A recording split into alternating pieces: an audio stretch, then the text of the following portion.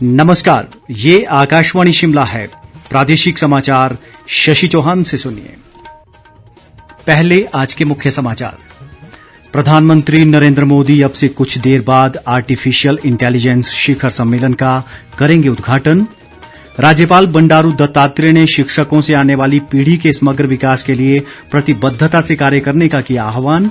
कृषि मंत्री वीरेंद्र कंवर ने कहा, जनजातीय क्षेत्र पांगी व लाहौल घाटी में जैविक खेती को दिया जाएगा बढ़ावा।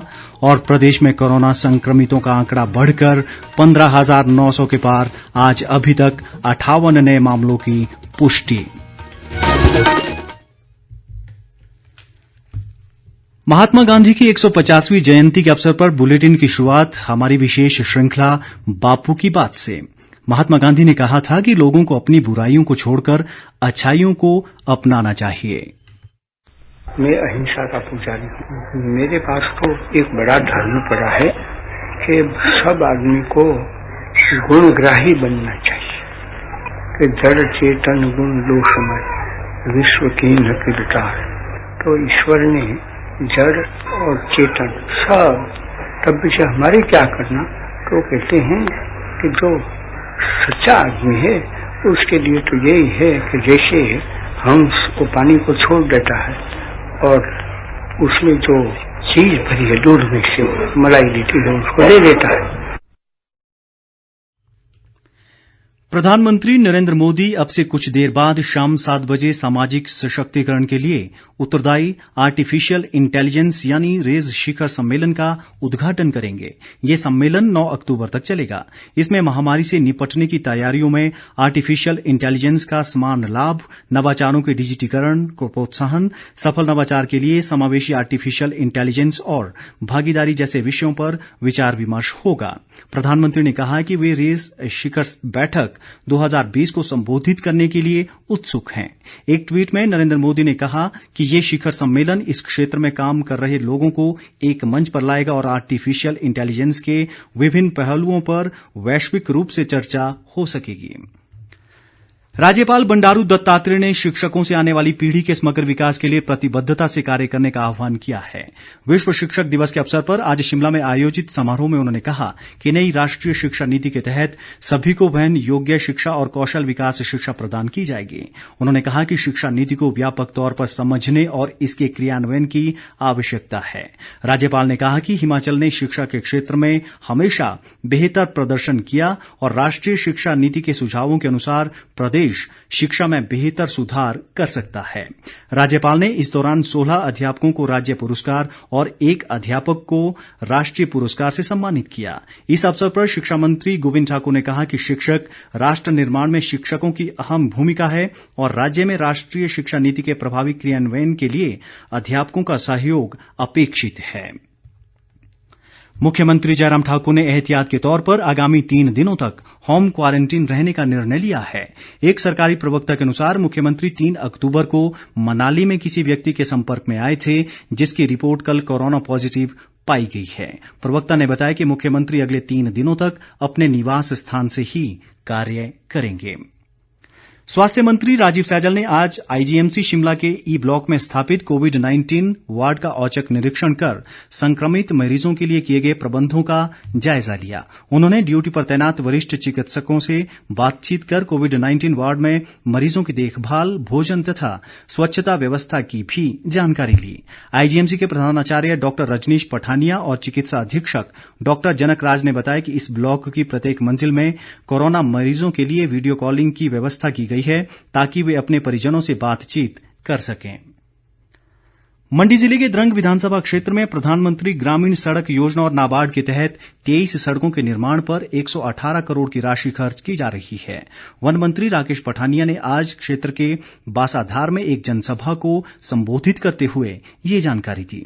उन्होंने कहा कि वनों में स्थानीय लोगों की भागीदारी सुनिश्चित करने के लिए कई योजनाएं आरंभ की गई है जिससे प्रदेश के वन क्षेत्र में निरंतर वृद्धि हो रही है। राकेश पठानिया ने कहा कि द्रंग में सबसे अधिक वन क्षेत्र है और यहाँ चील के पेड़ों के स्थान पर फलदार पौधे रोपित किए जा रहे हैं। वन मंत्री ने बासाधार में नवनिर्मित वन विश्राम गृह का भी लोकार्पण किया। ग्रामीण विकास व कृषि मंत्री वीरेंद्र कंवर ने कहा है कि चंबा जिले के जनजातीय क्षेत्र पांगी और लाहौल घाटी में जैविक खेती को बढ़ावा दिया जाएगा ताकि 2022 तक किसानों की आय को दोगुना किया जा सके। ये बात आज उन्होंने किलाड़ में मुख्यमंत्री लोक भवन की आधारशिला रखने के बाद कही।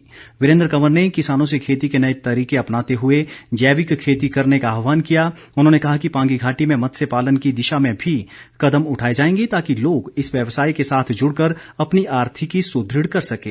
इस अवसर पर विधानसभा उपाध्यक्ष हंसराज और विधायक जियालाल कपूर भी मौजूद रहे। ऊर्जा मंत्री सुखराम चौधरी ने आज मंडी जिले में धर्मपुर क्षेत्र की भरौरी पंचायत के चकियाणा गांव में 34 करोड़ रुपए की लागत से बनने वाले 132 केवी विद्युत सबस्टेशन का निरीक्षण किया। इस अवसर पर उन्होंने कहा कि इस सबस्टेशन के कार्यरत होते ही क्षेत्र में बिजली की समस्या दूर हो जाएगी। सुखराम चौधरी ने कहा कि क्षेत्र के विभिन्न स्थानों पर 33 केवी सबस्टेशन बनाए जा रहे हैं जो अनेक सिंचाई व बागवानी योजनाओं के लिए भी लाभप्रद होंगे। ऊर्जा मंत्री ने धर्मपुर क्षेत्र के लिए 600 सोलर लाइट्स देने की घोषणा भी की। खाद्य आपूर्ति मंत्री राजेंद्र गर्ग ने अधिकारियों को सभी उचित मूल्य की दुकानों में उपभोक्ताओं को हर माह एक मुश्त राशन उपलब्ध करवाने के निर्देश दिए हैं। वे आज मंडी में खाद्य आपूर्ति विभाग और राज्य नागरिक आपूर्ति निगम के अधिकारियों के साथ एक समीक्षा बैठक की अध्यक्षता कर रहे थे। राजेंद्र गर्ग ने अधिकारियों को राशन की गुणवत्ता सुनिश्चित करने और समय समय पर इसका निरीक्षण करने के निर्देश भी दिए। प्रदेश में कोरोना संक्रमितों का आंकड़ा बढ़कर 15,900 के पार हो गया है। राज्य में आज अभी तक कोरोना के 58 नए मामलों की पुष्टि हुई है। इनमें चंबा जिले से 16, कांगड़ा से 15, हमीरपुर से 14, शिमला से 6, बिलासपुर व सिरमौर से 2-2 और किन्नौर, कुल्लू व मंडी जिले से 1-1 कोरोना पॉजिटिव शामिल है। स्वास्थ्य विभाग द्वारा जारी बुलेटिन के मुताबिक प्रदेश में कोरोना संक्रमितों की संख्या बढ़कर 15,909 हो गई है। मौजूदा समय में प्रदेश में 3,147 सक्रिय मामले हैं और 12,521 मरीज अब तक स्वस्थ हो चुके हैं।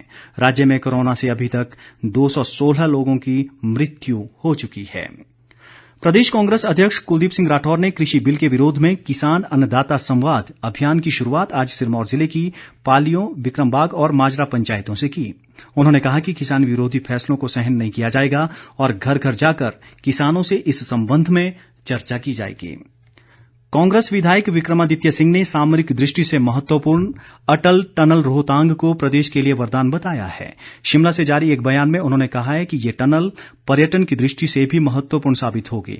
विक्रमादित्य सिंह ने कहा कि इस टनल के निर्माण में यूपीए सरकार का अहम योगदान रहा है और तत्कालीन प्रधानमंत्री डॉक्टर मनमोहन सिंह ने इसके निर्माण के लिए बजट स्वीकृत किया था। आइए अब सुनते हैं बापू का प्रिय भजन वैष्णव जन तो इसे गाया है बांग्लादेश के कलाकारों ने। वैष्णव जन तो पेड़ पर आए जाने रे पर उपकार करे पर उपकार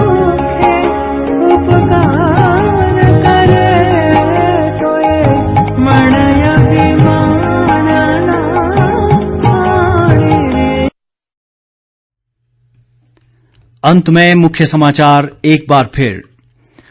प्रधानमंत्री नरेंद्र मोदी अब से कुछ देर बाद आर्टिफिशियल इंटेलिजेंस शिखर सम्मेलन का करेंगे उद्घाटन। राज्यपाल बंडारू दत्तात्रेय ने शिक्षकों से आने वाली पीढ़ी के समग्र विकास के लिए प्रतिबद्धता से कार्य करने का किया आह्वान।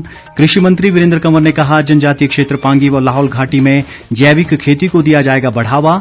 और प्रदेश में कोरोना संक्रमितों का आंकड़ा बढ़कर 15,900 के पार, आज अभी तक 58 नए मामलों की पुष्टि। इसी के साथ ये समाचार बुलेटिन समाप्त हुआ। नमस्कार।